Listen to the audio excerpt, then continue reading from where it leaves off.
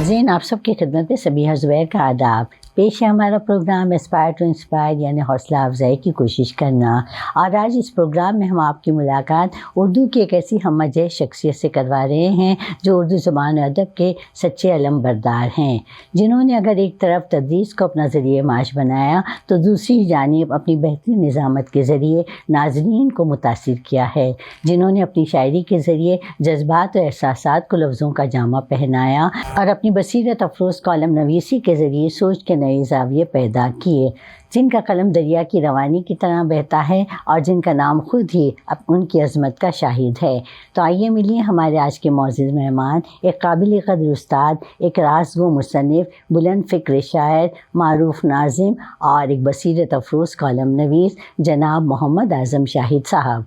आज़म शाहिद साहब का इस्तक़बाल हम इस शेर से करते हैं, हम हैं दरिया बहना हमें मालूम है, हम हैं दरिया बहना हमें मालूम है, जिस तरफ हम चल पड़े रास्ते बनते गए। जनाब आज़म शाहिद साहब, साला डिजिटल के तमाम अहदेदारान अराकीन नाज़रीन की जानिब से हम आपका यहाँ पर खैर मकदम करते हैं। शुक्रिया, बहुत बहुत शुक्रिया जी। सबसे पहले तो आप मुझे ये बताइए कि आपका इब्तिदाई तालीमी पस मंज़र जिसने आपको उर्दू ज़बान की तरफ राग़िब किया। जी, चूँकि मैं शहर बेंगलोर के करीब जो ज़िला कोलार है जी, वहाँ के शहर से आता हूँ जी।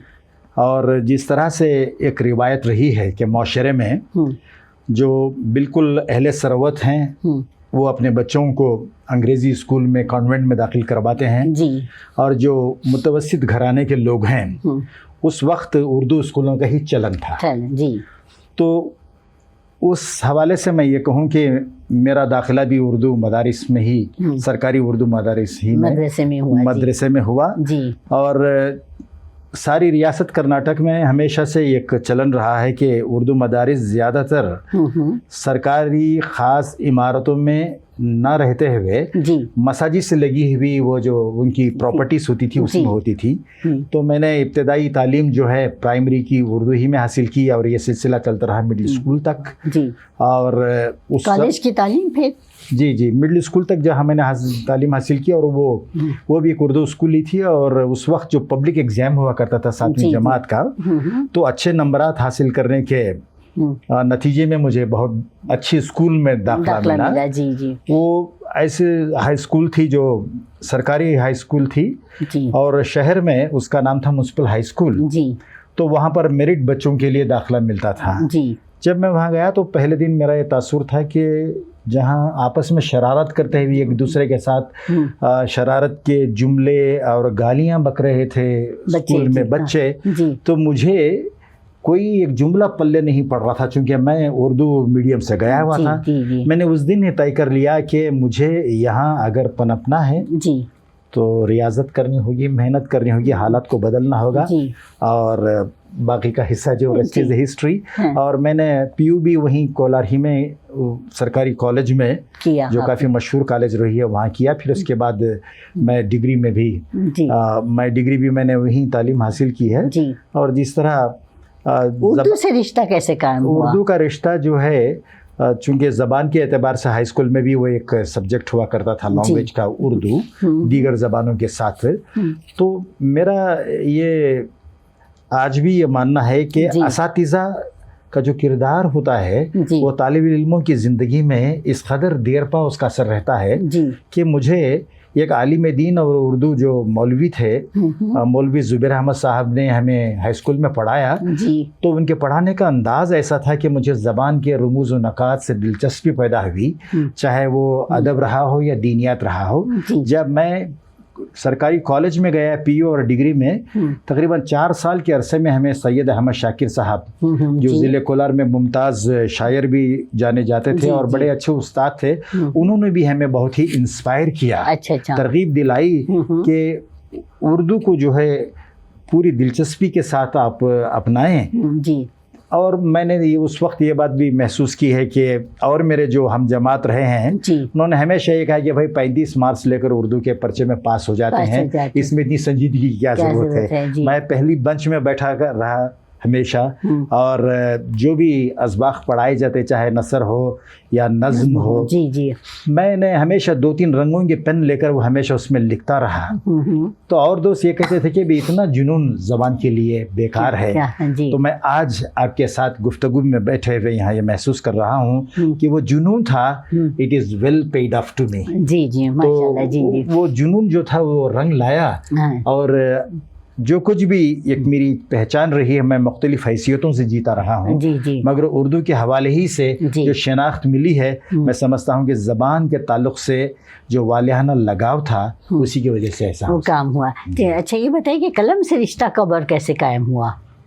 لکھنا کب شروع کیا آپ نے؟ جی جی، ویسے میرے والد محترم انہیں جی اخبار بینی کا شوق تھا، گھر میں اخبار آتے تھے جی، اور وہ رسائل کا مطالعہ بھی ہمیشہ رکھتے تھے، جی اور خود انہیں شاعری کا شوق تھا. جی انہیں دیکھتے ہوئے میں اخبار چھو کر دیکھتا تھا، چونکہ اخبار پڑھ کر سمجھ میں نہیں آتا تھا اس عمر میں. جی، پھر اس کے بعد میں نے اخبار جب بالیدگی کے ساتھ پڑھنا شروع کیا، سنجیدگی کے ساتھ، تو مجھے یہ خیال ہوا کہ کیوں نہ ہم بھی کچھ نہ کچھ لکھیں. چھوٹے چھوٹے مضامین میں لکھتا تھا اس وقت جو اخبار آتے تھے. اچھا آپ نے مضامین سے شروعات کی؟ جی مضامین سے شروع. کوئی افسانہ لکھا؟ نہیں، چھوٹے چھوٹے مضامین لکھے میں نے مختلف سماجی موضوعات پر. ایک آزاد اخبار آیا کرتا تھا، پھر اس کے بعد ایک اخبار پاسبان اور روزنامہ سالار بھی تھا. جی، تو میں اس میں چھوٹی سی اگر میری تحریر اگر پبلش ہو جاتی تو میں بہت خوش ہو جاتا. خوشی کا احساس دن تو کیا کہیں آپ، مہینے میں اس میں سرشار رہتا. اچھا جی. تو پھر اس کے بعد لکھتے لکھتے جب مجھے حوصلہ افزائی ملی اور کالج میں مضمون نویسی کے جو پروگرام ہوتے تھے اس میں بھی حصہ لیا کرتا تھا، انعامات ملتے تھے. جی، اور چونکہ جس شہر سے میں آتا ہوں وہاں اردو کے حوالے سے جو روایت تھی وہ بڑی تابند روایت تھی. جی جی، اور اردو کا جو کولار سے کالج میں جو جشن منایا جاتا وہ عید کا سما رکھتا تھا. جس طرح عید کے لیے نئے کپڑے سلوائے جاتے ہیں، وہ پروگرام کے لیے بھی کپڑے خاص طور سے نئے سلوائے جاتے تھے. آپ کہنا چاہتے ہیں جشن اردو کے لیے؟ جشن اردو کے لیے. تو ایسی وراثت کا مجھ میں وہ اثر رہا، اور والد محترم نے بھی مجھے بہت زیادہ ترغیب دلائی، اور میں لکھنے کا وہ سلسلہ میں نے شروع کیا. پھر اس کے بعد میں پوسٹ گریجویشن کرنے کے لیے بنگلور یونیورسٹی آیا. معاشیات میں میں نے جب پوسٹ گریجویشن کیا تو اس دوران بھی مجھے اخبارات کا مطالعہ مسلسل، نہ صرف اپنی ریاست کے اخبارات بلکہ ملک بھر کے اخبارات بھی خرید کر پڑھنے کا شوق پیدا ہو گیا. جیسے ہی میں نے فراغت حاصل کی پوسٹ گریجویشن سے، اس سے پہلے کہ میں ملازمت میں بھی جوائن کرتا تو میں نے باقاعدہ سالار کو لکھنا شروع کیا. خاص طور سے مجھے بتائیے کہ پوسٹ گریجویشن کے بعد آپ کا تدریس کا سلسلہ بھی شروع ہوا. جی، تو وہ کب ہوا، کس طرح سے ہوا؟ جیسے ہی تقریباً 2-3 مہینے گزرے ہوں گے مجھے عارضی طور پر ایک ٹیچنگ اسائنمنٹ ملا کہ میں، اتفاق دیکھیے گا کہ جو سبجیکٹ میں نے پڑھے تھے ڈگری میں وہی سبجیکٹ اس وقت بھی بنگلور یونیورسٹی کے سلیبس میں شامل تھے. تو اس طرح سے وہ سلسلہ شروع ہو گیا. پھر اس کے بعد سرکاری ملازمت میں نے جوائن کر لی، مختلف سرکاری کالجوں میں پڑھاتا رہا. ملازمت کے دوران ہی میرے اندر ہمیشہ یہ خیال رہا ہے کہ جو میرے احساسات ہیں، جو مشاہدات ہیں، ہو سکتا ہے اس وقت کے مشاہدات اس قدر تو میں وہیں پر آ رہی تھی کہ آپ یہ بتائیے کہ آپ بحیثیت جو ہے استاد جو ہے آپ کا پیشہ رہا ہے، تو استادی کے ساتھ ساتھ تدریس کے ساتھ ساتھ آپ نے جو ہے صحافت اور کالم نگاری میں آپ کب شامل ہوئے؟ جی، یہ بیک وقت ایسا ہی ہو گیا. جی، جب سرکاری ملازمت ایک ہی ساتھ ہو گیا سرکاری ملازمت کا آغاز ہوا. اسی دوران اخبارات سے بھی وابستگی ہو گئی. میں سالار کے لیے مستقل لکھنے والوں میں شمار کیا جانے لگا. اور یہاں اس وقت جو روزنامہ سالار میں ایڈیٹرز ہوا کرتے تھے، راز امتیاز صاحب اپنے آپ میں لیجنڈ تھے، ضیاء میر صاحب، میر بدرالدین علی جو بعد میں سالار کے مدیر بنے، اور سید عسکر رضا واسطی صاحب. تو واسطی صاحب نے مجھے ثقافت کے موضوعات جو ہیں، چاہے وہ آرٹ، کلچر، میوزک، فلم کے بارے میں بھی لکھنے میں بھی انہوں نے مجھے بہت حوصلہ افزائی میری فرمائی. تو میں میم الف شاہد کے قلمی نام سے بھی میں لکھتا تھا. زیادہ تر میم الف شاہد کے نام سے فلمی مضامین، فلمی تبصرے اور موسیقی کے حوالے سے تبصرے وغیرہ وغیرہ وہ کیا کرتا تھا. اور مختلف موضوعات پر لکھنا इंटरव्यूज़ करना अदबी शख्सियतों की, जी, और उस ज़माने से शुरू कर दिया उस ज़माने से वो शुरू हो गया, वो वैसे जी। वो सिलसिला चल हाँ पड़ा। जी, हाँ। जी जी। तो फिर टेलीविज़न से और फिर आप जो है बहुत सारी चीज़ों से भी ऑल इंडिया रेडियो से भी जुड़े रहे। जी, जी, जी। तो ब्रॉडकास्टिंग का सिलसिला कब से शुरू कर दिया? ये ब्रॉडकास्टिंग का सिलसिला भी मैं समझता हूँ कि जिस तरह मेरी जी। पहचान अखबारात को, रसाइल को लिखते हुए हुई जी, थी, जी। उसी के ज़ेरे असर मुझे इलेक्ट्रॉनिक मीडिया में भी शिनाख्त मिली। अच्छा, जी जी जी। ऑल इंडिया रेडियो में मुझे पहली बार एक असाइनमेंट दिया गया कि जी। गौतम बुद्धा पर आप एक टॉक लिखें। जी जी। तो ये उन्हीं दिनों की बात है जब साइमल्टेनियसली मैं अखबारात के लिए, रसाइल के लिए लिख रहे लिखता थे। था, इंटरव्यूज़ लेता था। तो रेडियो के लिए भी मुझे उसी वक्त ऑफ़र मिला।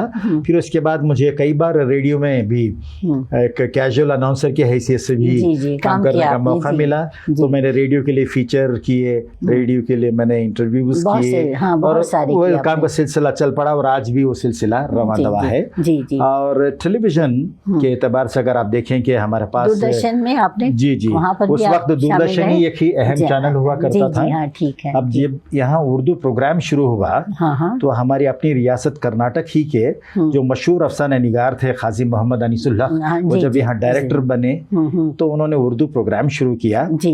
तो मुझे ये कहते हुए बहुत खुशी महसूस हो रही है कि उर्दू प्रोग्राम की पहला जो प्रोग्राम था वो पेश किया जनाब अजीजुल्लाह बेग साहब ने, जी, जो IAS ऑफिसर जी, थे। जी, हाँ, वो मौजू था औकाफ का। हाँ। दूसरा प्रोग्राम करने के लिए मुझे बुलाया गया। जी जी। तो मैंने एक जो लोकपाल बिल थी उस पे मुझे ये प्रोग्राम करने के लिए 2-4 अकाबिरीन के साथ मुझे बिठाया गया और ये कहा गया कि सबसे पहले जब मैंने कहा कि मुझे कैमरा फेस करने में कोई तजुर्बाकार नहीं है, जी हाँ। तो मैं बिल्कुल नौसिखिया हूँ। तो डायरेक्टर साहब ने कहा कि वो खुद स्टूडियो में थे, ऐसा समझिए कि पहले अब रिहर्सल कर लेंगे, बाद में हम प्रोग्राम रिकॉर्ड करते हैं। जी जी। वो लम्हा मुझे आज भी मेरी शादाब यादों का हिस्सा है कि मैंने पूरा प्रोग्राम ऐसे ही पेश किया, ये समझा कि अब ओरिजिनल प्रोग्राम रिकॉर्ड होगा। जी, तो वो जी। कह रहे थे कि प्रोग्राम रिकॉर्ड हो गया है। माशाल्लाह जी। तो जब भी मौका मिला हाँ। दूरदर्शन पे मैंने हाँ। अलग अलग मौजूआत पर प्रोग्राम जी, किए उस वक्त हैं। मैं भी थी शायद, जी, जी, जी। 1990 में मैं शामिल हुई जी वहाँ जी पर, जी हाँ। वो सिलसिला जी, चलता जी, रहा है। जी। और आपने भी तो काफ़ी प्रोग्राम किए हाँ, हुए जी हैं। जी, बहुत जी, किए हैं। जी। तो अच्छा आजम शाह साहब, मुझे ये बताइए कि कॉलम नवीस के लिए किन खुसूसियात का होना उसमें ज़रूरी है?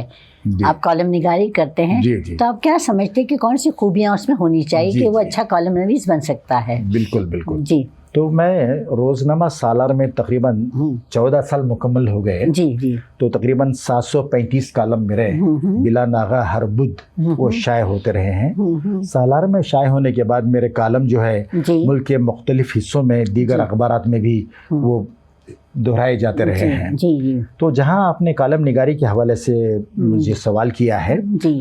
कॉलम निगार दो अलग अलग मौज़ूआत पे लिखते रहे हैं। जी जी। बहुत कम ऐसा होता है कि एक कॉलम नवीस जो है जी। एक कॉलम का नाम मुकर्रर करके उसी के तहत मुख्तलिफ मौज़ूआत पर अपने ख़यालात को सफ़े क़िरतास पे पेश करता है। जी जी। मसलन सालार में मेरा कॉलम जो है अक्स दरक्स जी हाँ, इस उन्वान से आता है। सालों से आ रहा है। कितने हो गए हैं अभी आप? तकरीबन 735 हो गए हैं। अच्छा, 14 साल मुकम्मल हो गए और 14 साल मुकम्मल होने के बाद जी जी जी 35 हफ्ते भी ज़्यादा हो गए अच्छा, हैं। कोई किताब इसकी अपनी नहीं छपाई अब तक? ये जो यहाँ पे सालार में जो अक्सदरक्स उन्वान से मेरा कॉलम आता है, ये गुलबर्गे में दस्तक के उन्वान से भी कॉलम आता है। अच्छा, सेम है क्या? वही उसी सेम तरह है, का कॉलम वही कॉलम है। तो उन्होंने क्या किया कि साल 2022 10 मार्च से जी जी अगले साल 10 मार्च 2023 तक के तकरीबन 52 कॉलम को किताबी शक्ल में दस्तक के उन्वान से किया है। जी जी। मुझे बार बार अपने खदरदानों का, अपने दोस्त अहबाब का ये इसरार रहा है कि अक्सदरक्स के जितने कॉलम है उसके इंतखाबात भी आने चाहिए। तो उसके कलेक्शन भी इंशाअल्लाह मैं समझता हूँ कि इसी साल अक्सदरक्स का भी वो कलेक्शन आएगा। जी जी। जहाँ आपने अभी पूछा कि क्या खुसूसियात क्या होनी चाहिए खुसूसियात, क्योंकि देखिए मज़ामिन लिखना, अफसाने लिखना कोई और बात है और कॉलम लिखना एक बहुत ही अलग ही खूबी है वो। तो क्या खुसूसियत आप समझते होनी चाहिए उसमें? ऐसा है, देखिए कि आप लिखते हैं जी, हफ्ते में सिर्फ एक मुकर्ररा दिन वो आपका कॉलम शाये होता है। जी जी। मगर आपको कम से कम 1 या 2 दिन पहले वो कॉलम को लिख लेना पड़ता है। जी जी। मगर मेरा ये तजुर्बा रहा है कि वो बखिया 5 दिन जो होते हैं जी जी بقیہ 5 دن بھی ایک موضوع آپ کے ذہن پر سوار رہتا ہے. اچھا, اسی کے بارے میں سوچتے رہتے ہیں. آپ اس میں سلیکٹ کرتے ہیں کہ کئی موضوعات آپ کے ذہن میں ہیں, آپ کچھ نیوز میں خبریں دیکھ رہے ہیں, اخبارات میں پڑھ رہے ہیں, اور خود آپ کا مشاہدہ ہے, آپ کے تجربے کے بنیاد پر آپ نے حالت کو پرکھا ہے. تو آپ کو یہ خیال رکھنا ہے کہ جو کچھ آپ محسوس کر رہے ہیں, جو آپ کا تجربہ رہا ہے, وہ قارئین تک پہنچے تو اس کے ایسے لطیف پیرائے میں پہنچے کہ قارئین کو یہ احساس ہو کہ ہاں یہ ہم نے بھی محسوس کیا ہے. ایسا نہیں ہے کہ کوئی فرد واحد نے لکھ دیا اور اس کا کہا ہوا حرف آخر مانا گیا, مگر لوگوں کے مزاج کو بھی دیکھنا پڑتا ہے کہ جس موضوع پہ میں لکھ رہا ہوں پوری دیانتداری کے ساتھ, ذمہ داری کے ساتھ اس کو اپنے منصبی فرائض کو نبھانے کے اعتبار سے اس کو کام کرنا. لیکن آپ کیا یہ نہیں سمجھتے اعظم شاہد صاحب کہ اردو کے قارئین بہت کم ہو گئے ہیں؟ تو آپ کو آپ کے کالم کو پڑھنے کے بعد کچھ فون آتے ہیں آپ کو, کیا پسند کرتے ہیں آپ کے کالم کو؟ اس کے 1-2 پہلو مجھے یاد آ رہے ہیں. جی بتائیے.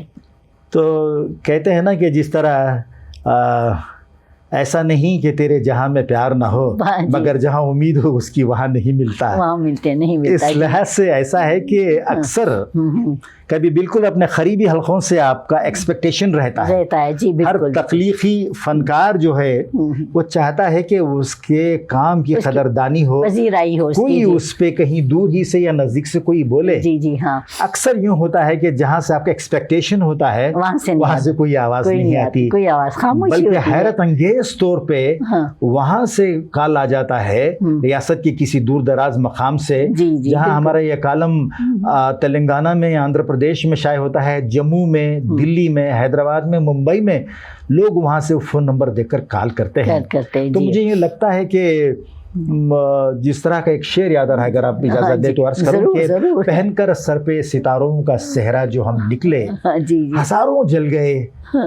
یہاں مراد یہ نہیں ہے کہ میں یہ کہہ رہا ہوں کہ جلتے ہیں, ہزاروں جل گئے اور کسی نے دعا دی. تو یہ دعاؤں کا ثمرہ ہے, یہ سلسلہ ہے کہ آج کل قدردانی کا جو ماحول ہم دیکھتے تھے پہلے, اب اس میں کمی آئی ہے. مگر بہت سے کچھ ایسے لوگ ہیں جو باقاعدگی کے ساتھ یہ پڑھتے ہیں. یہاں میں 2-3 نام اگر آپ اجازت دیں تو کہنا چاہوں گا. میں تو ضرور پڑھتی ہوں, میں نے کل بھی پڑھا. شکریہ. وہ آپ نے ٹرمپ پر جو لکھا ہے بہت اچھا لکھا ہے. بالکل. یہاں ہمارے پاس ایک بڑی کوہنا مشرق معافی چاہتی ہوں, میں یہ بتانا نہیں چاہتی ہوں کہ پڑھتی تو ضرور ہوں, لیکن فون کر کے جو ہے آپ کو بتانا, وہ بعض اوقات ایسی مصروفیات رہتی کہ وہ رہتا نہیں ہے. میں سمجھتا ہوں. فیاض قریشی صاحب بڑے ہی سیلیبریٹڈ افسانہ نگار ہیں, کوہنا مشرق افسانہ نگار ہیں. تو وہ ہمیشہ جب بھی مجھے ملتے ہیں کہتے ہیں کہ آج تک آپ نے جو لکھا ہے میں نے ایک بھی ناغہ نہیں کیا. جی ماشاءاللہ. اور ایک ٹپٹور ایک ضلع پڑتا ہے, یہ ٹمکور, وہاں سے ایک شہر ہے ٹپٹور, وہاں بڑے سینئر ایک آدمی ہیں, مجھے فون کر کے وہ بتاتے ہیں کہ آپ نے ایسا جو لکھا ہے تو مجھے یہ بہت پسند آیا. تو ایسے ہی کچھ انسپریشنل ورڈز ہوتے ہیں جو آپ کو بالکل مزید اور لکھنے پہ اکساتے رہتے ہیں. نہیں, جن کے بارے میں آپ سوچ بھی نہیں سکتے ان کی طرف سے کال آتے ہیں, اور جو آپ کے بالکل قریبی لوگ ہیں وہ آپ کو بھول جاتے ہیں. بالکل صحیح یہ ہوتا ہے. تو اچھا اعظم شاہد صاحب, مجھے یہ بتائیے, آپ کی کالم نگاری جو ہے آج اپنی تاثیر کھو چکی ہے, یا پھر آپ یہ سمجھتے ہیں کہ نئے انداز میں پائی جاتی ہیں؟ ہاں, اس سے پہلے کہ میں اس کا یہ سوال پہ میں آؤں, پہلے سوال میں آپ نے مجھے پوچھا تھا کہ پڑھنے والوں کی تعداد قارئین کی, یہ بالکل صحیح ہے. مگر سوشل میڈیا میں, پرنٹ میڈیا میں پڑھنے والے جہاں کم ہو گئے ہیں, سوشل میڈیا میں بھی, چاہے آپ یوٹیوب دیکھیں یا فیس بک اور انسٹاگرام, اس میں بھی پڑھنے والوں کی تعداد ہے. مگر زیادہ تر میں نے محسوس کیا ہے اپنی ریاست کرناٹک میں نوجوانوں میں جو وہ انسینٹیو ہونا تھا, ان کے اندر جو جذبہ ہونا تھا اپنے لوگوں کی تحریریں پڑھنے کا, اس پہ بات کرنے کا, وہ ذرا ذوق کم ہو گیا ہے. وہ تو کم نہیں, بالکل کم ہو گیا ہے, بالکل کم ہو گیا ہے. اور اسی وجہ سے آپ دیکھتے ہیں کہ پرنٹ میڈیا میں بہت سے ایسے اخبارات ہیں جو تاریخ کا حصہ بنتے چلے جا رہے ہیں. میں اسی سوال پر آ رہی تھی کہ سوشل میڈیا اور ڈیجیٹل میڈیا کی وجہ سے کالم نگاری کو بھی بہت زیادہ نقصان پہنچا ہے, تو اس کے بارے میں بتائیے. میں اس کو ایسا دیکھتا ہوں کہ نقصان نہیں ہو رہا ہے. چونکہ سوشل میڈیا میں بھی جس طرح کہ علامہ اقبال نے کہا تھا کہ علوم تازہ کی سرمستیاں گناہ نہیں ہیں، سوشل میڈیا کے ذریعے بھی جی چاہے وہ صحافت کے کوئی الگ الگ موضوعات رہے ہوں، انٹرویوز رہے ہوں، جی یا کالم نگاری رہی ہو، اس پر بھی اس کی مقبولیت آج بھی برقرار ہے۔ یہ الگ بات ہے کہ ایسے موضوعات پر توجہ دینے کی ہمارے پاس جو پرائرٹی ہونی چاہیے وہ کم ہو گئی ہے۔ اپنی ریاست میں یوٹیوب چینلز کی تو بھرمار ہے، مگر بہت کم ایسے یوٹیوب چینلز رہ گئے ہیں، ایک نئی ویڈیو آ جاتی ہے۔ اور میں یہاں پر یہ بھی بات آپ سے پوچھنا بھی چاہوں گی، کہنا بھی چاہوں گی کہ آج کل ہماری جو نوجوان نسل ہے ان کے نزدیک جو ہے کامیابی صرف وائرل ہونا کامیابی ہے۔ اگر ان کی چھوٹی سی ویڈیو بھی جو ہے وائرل ہو جاتی تو سمجھتے کہ بہت کامیاب ہو گئے۔ تو یہ تمام چیزوں نے ان کے نظریے کو سب بدل کے رکھ دیا ہے۔ بالکل، جی ہاں، چونکہ جس طرح سے آپ دیکھیے گا کہ انگریزی اخبارات بنگلور کے ہیں، کینیڈا کے اخبارات ہیں، ان کے بھی یوٹیوب چینلز ہیں۔ ان کی سٹوریز اگر آپ دیکھیں گے تو اس میں آپ کو معلوم ہوگا کہ بڑی سنجیدگی کے ساتھ جو روزمرہ کے جو حالات ہیں، واقعات ہیں، مسائل ہیں، اس پہ وہ فوکس کرتے ہیں۔ عام طور پہ جو گلی گلی میں یوٹیوب چینلز ہیں وہ صرف جلسے جلوس کے پروگرام کرتے ہیں۔ اور اس حوالے سے جس چینل پہ میں آج یہاں بات کر رہا ہوں آپ کے ساتھ، آپ کے ٹاک شو میں اسپائر ٹو انسپائر میں یہ مبارکباد دینا چاہوں گا کہ سالار پبلیکیشنز کو، سالار ڈیجیٹل کو، کہ انہوں نے یہ کوشش کی کہ ایک ایسا میڈیا ہاؤس بن جائے جو ایسپیریشنز جو ہیں اردو کے اخبارات سے، جو اردو کی خبریں دیکھنے والے ہوں، یہ یوٹیوب چینل جو ہے آپ کے سالار کا انگریزی میں بھی ہے اور اردو میں بھی ہے۔ یہ اپنے مشن میں میری نظر میں یہ بالکل کامیاب ہے، اور زیادہ سے زیادہ اس کے دیکھنے والے جب ہو جاتے ہیں تو ظاہر ہے کہ اس کے منتظمین کو بھی یہ حوصلہ ملے گا کہ ہاں بھائی ہم نے جس مشن کے لیے، جس مقصد کے لیے شروع کیا ہے وہ پورا ہو رہا ہے۔ مگر میں یہ محسوس کرتا ہوں کہ ہمارے پاس ویورز میں ایک حد تک بے حسی ہے، انسینسیٹیوٹی کا جو جمود ہے وہ اگر کم ہو جاتا ہے تو حالت بہتر ہو۔ نہیں، ویسے تو سارا وقت جو ہے موبائل پر ڈٹے رہتے ہیں، لیکن جب اگر کسی کو کہا جائے کہ یوٹیوب لنک پر آپ جو ہے کمنٹ پر دیجئے تو نہیں دیتے ہیں، تو وہ تو ہوتا ہی ہے، جو آپ نے بالکل صحیح کہا کہ بے حسی ہے۔ اچھا اعظم شاہ صاحب، مجھے یہ بتائیے کہ کالم نویسی میں آپ کن ادیبوں سے متاثر رہے ہیں؟ مولانا ابوالکلام آزاد، راجندر سنگھ بیدی، آپ کیا ان سے متاثر رہ کر آپ نے کچھ کام کیا ہے؟ جی، جو نام آپ نے ابھی بیان کی ہے، اور پھر میں کہوں گی مجتبیٰ حسین، اس کے ساتھ شوکت تھانوی، جن کے اتنے زیادہ جو ہے کالم آیا کرتے تھے اور اس میں طنز و مزاح ہوا کرتا تھا، اور طنز و مزاح کی جہت کو انہوں نے عام کیا تھا، خاص طور پر مجتبیٰ حسین صاحب نے۔ تو آپ کن سے متاثر رہے ہیں؟ نہیں، جتنے بھی آپ نے نام گنوائے وہ ہمارے لیے صرف نہ بڑے ہی باوقار اور نامور ادیب گزرے ہیں، صحافی گزرے ہیں، انہوں نے تو صحافت کے مختلف مراحل پر اس کو ایک نئی سمت رفتار عطا کی ہے۔ میں نے میں نے ان کی تحریروں سے ہمیشہ فیض پایا ہے، مگر میں نے یہ محسوس کیا ہے کہ کسی کے سٹائل کو اپنانے سے بہتر ہے کہ ہم اسے ترغیب پائیں، مگر ہم اپنی بات اپنے ہی زاویہ نظر سے پیش کریں۔ جی بالکل صحیح۔ تو اس طرح سے میں زیادہ تر جو نام آپ نے گنوائے، مجتبیٰ حسین تو بالکل یوسف ناظم بھی لکھتے رہے ہیں، انہوں نے طنز و مزاح کے اس ایلیمنٹ کو، عنصر کو ساتھ رکھتے ہوئے کڑوی کسیلی باتیں جو سماج میں لوگ دیکھتے بھول جاتے ہیں، انہوں نے ہمارے روبرو بلا کے کھڑا کر کے دکھایا۔ یہ ان کا بڑا کارنامہ ہے۔ مگر میں ہمیشہ ایک اخبار آیا کرتا تھا، روزنامہ بلٹس، ہندی میں بھی آتا تھا اور انگریزی میں بھی آتا تھا، اور تینوں زبانوں میں خواجہ احمد عباس کا کالم آتا تھا، اردو میں آزاد قلم کے نام سے، انگریزی میں دا لاسٹ پیج کے نام سے۔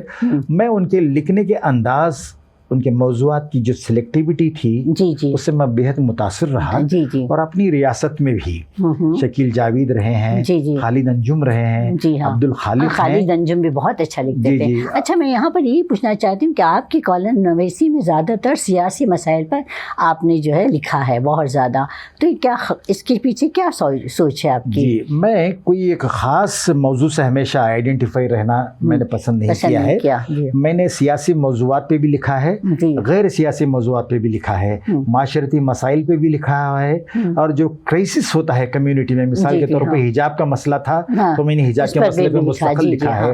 پھر اس کے بعد صہیونی جو طاقتیں رہی ہیں، جی ہاں، جس طرح کہ اسرائیل کے غزہ پہ جس طرح کے ان کی جو بربریت رہی ہے، میں نے تقریباً اب تک اس پہ 18 کالم میں نے لکھے جی ہیں۔ جی ہاں، تو جہاں میں یہ محسوس کر رہا ہوں کہ ابھی حال ہی میں جی تقریباً 2-4 ہفتے پہلے میں نے یہ کالم لکھا تھا کہ وہ کاغذ کی کشتی وہ بارش کا پانی، بارش کا پانی، جی ہاں، تو یہاں میں نے یہ عنوان آپ کے روبرو اصلاح سے جی پیش کیا ہے جی جی جی کہ میں نے اس میں کوئی پولیٹیکل ایلیمنٹ نہیں نہیں لکھا، دیا، جی جی، تو میں نے صرف اس میں وہ دکھا کہ بھئی وہ بچپن کی یادیں بچپن کی ہر یادیں انسان کا حصہ ہوتی ہیں، جی وہ ہاں، کاغذ کی کشتی وہ بارش کا پانی، جگجیت سنگھ کے مشہور جی جی سدرشن فاکر نے وہ جو لکھا تھا، تو میں نے وہ کالم میں یہ لکھا ہے کہ ہر کسی کے اندر جی جو ایک معصوم سا بچہ ہے جو بڑا ہونے سے ڈرتا ہے، وہ ہمیشہ زندہ رہتا ہے، جی جی، تو اس طرح سے میں الگ الگ موضوعات پر لکھنے کی میں نے حتی المقدور کوشش کی ہے، پوری ایمانداری کے ساتھ، سیاسی مسائل پر نہیں، خالی سیاسی مسائل نہیں ہیں بلکہ مختلف موضوعات۔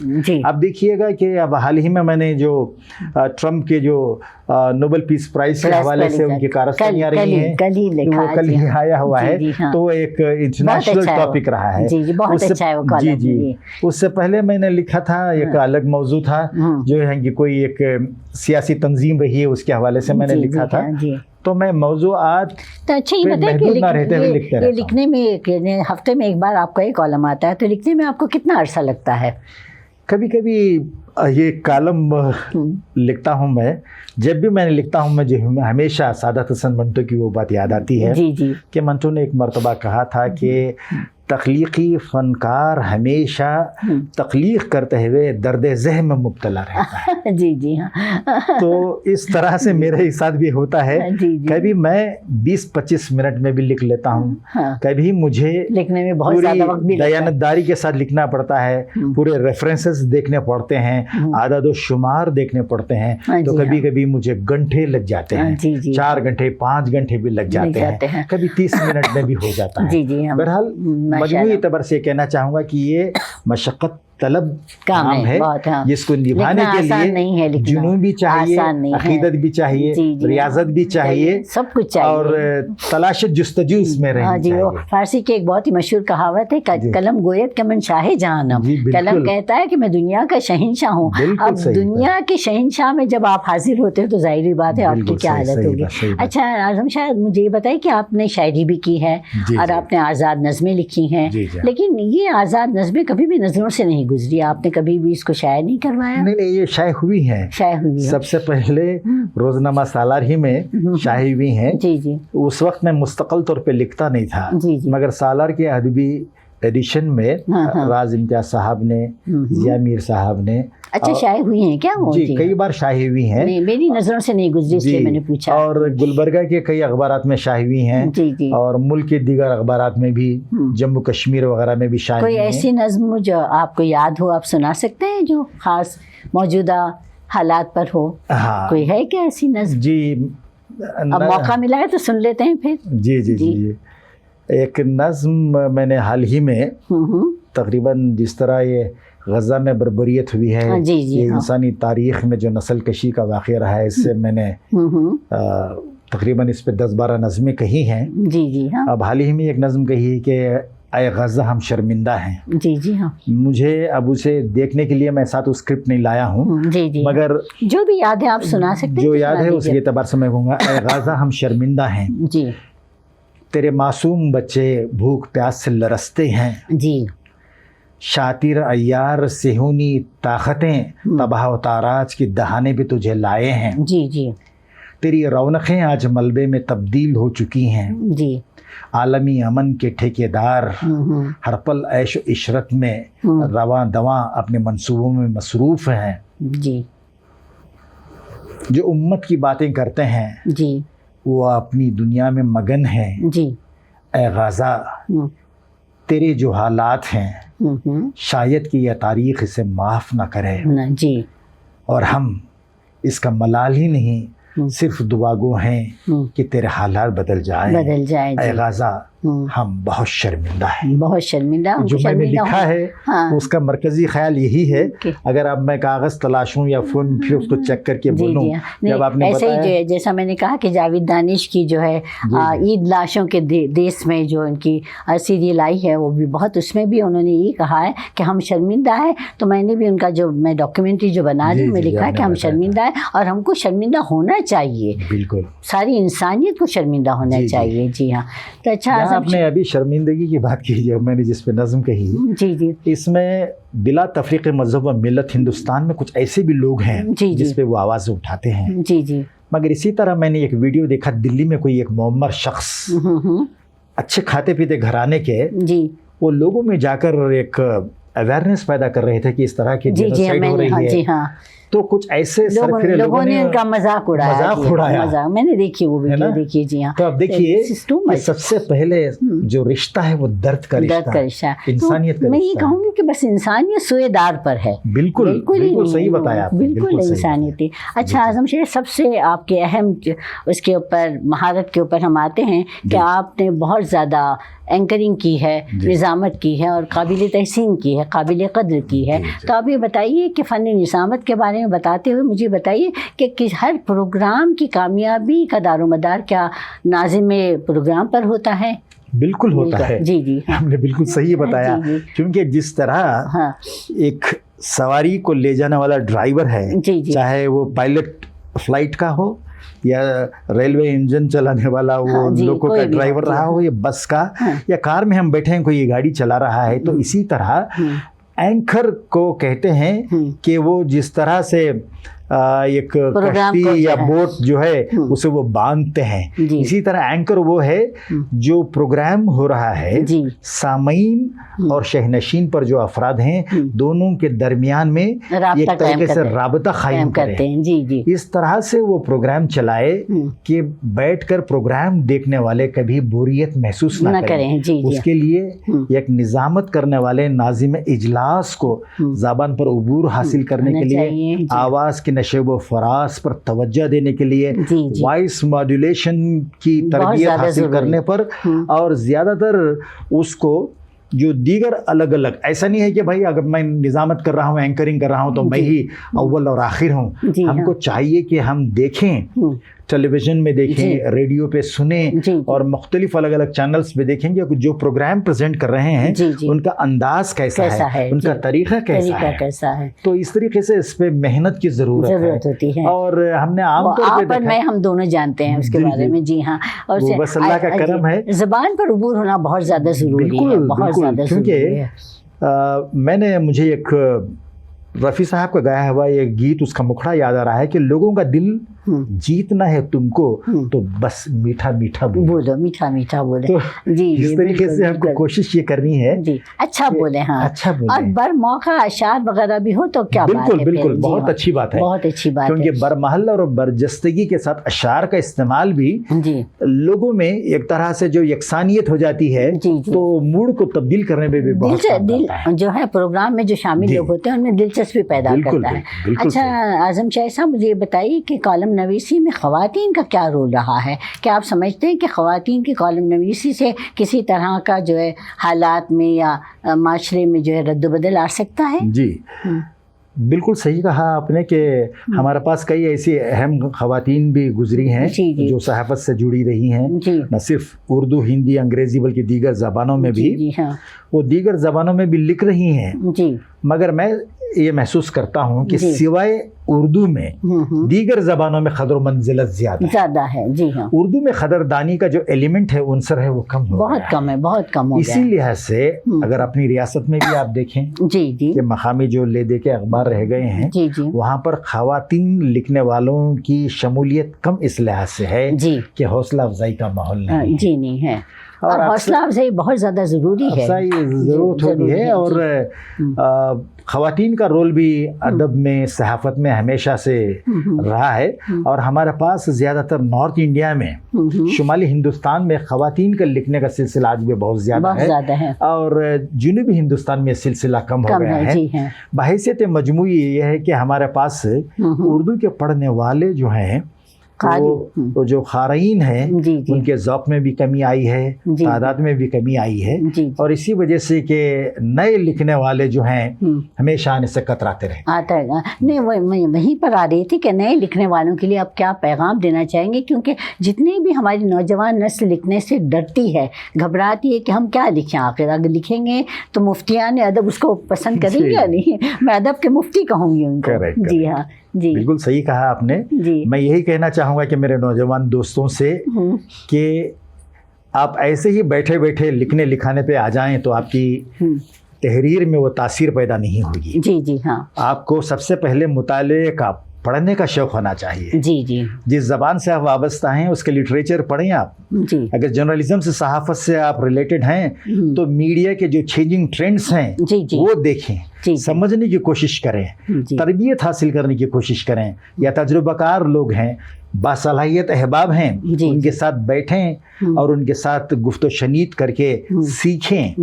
اور جب آپ لکھیں گے تو ایسی صداقت کے ساتھ لکھیں کہ آپ کی تحریر لوگوں کی دلوں کی آواز محسوس ہو. تو جب تک محنت، ریاضت، عقیدت نہیں ہوگی، آپ کی تحریر میں تاثیر نہیں ہوگی. تاثیر پیدا کرنے کے لیے محنت کرنی چاہیے. اعظم شاہی صاحب، ایک آخری سوال آپ سے پوچھنا چاہتی ہوں کہ کالم نویسی میں کیا کبھی ایسا ہوا ہے کہ آپ نے جو کالم لکھے ہیں کہ کوئی ایسا واقعہ، کوئی ایسا لمحہ یادگار جو ہمارے ناظرین کے ساتھ شیئر کرتے ہیں کہ آپ کے کالم کی کسی بات کو لے کر شدید بحث ہوئی ہے اس طرح کی؟ جی، میں خود اپنی ہی تعریف و توصیف میں زیادہ کہنا نہیں چاہوں گا. البتہ ایک واقعہ کہوں گا کہ ایک مسجد کے جو خطیب ہیں، جمعہ کی نماز کے بعد انہوں نے مجھے کال کیا اور بتایا کہ گزشتہ 2 دن پہلے آپ کا جو کالم تھا اسی کو میں نے موضوع بنا کر جمعہ میں خطبہ دیا. ماشاءاللہ. جی. مجھے ایسا لگا کہ بھائی جس طرح اردو میں ایک مقولہ مشہور ہے کہ زبان خلق کو نخارۂ خدا سمجھو. جی.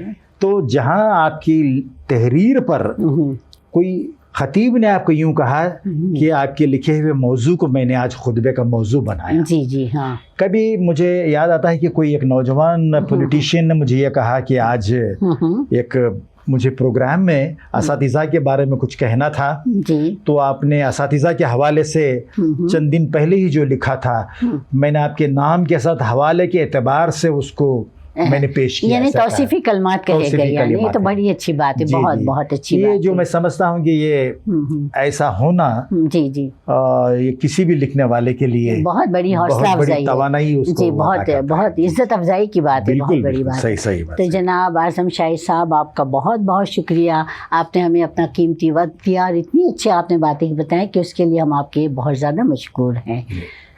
میرے لیے بھی باعث مسرت رہا ہے کہ آپ کی جو سیریز ہیں ٹاک شو کی اسپائر ٹو انسپائر، اس کا ایک میں حصہ بنا. اور چونکہ سالار سے میری دلی وابستگی رہی ہے پرنٹ میڈیا سے اور ڈیجیٹل میڈیا سے بھی مجھے بڑا شغف رہا ہے. سالار ڈیجیٹل کے اس کا ایک حصہ بننے کا آج کے پروگرام میں مجھے موقع ملا. میں سالار ڈیجیٹل کا اور آپ کا دل کی گہرائیوں سے ممنون ہوں.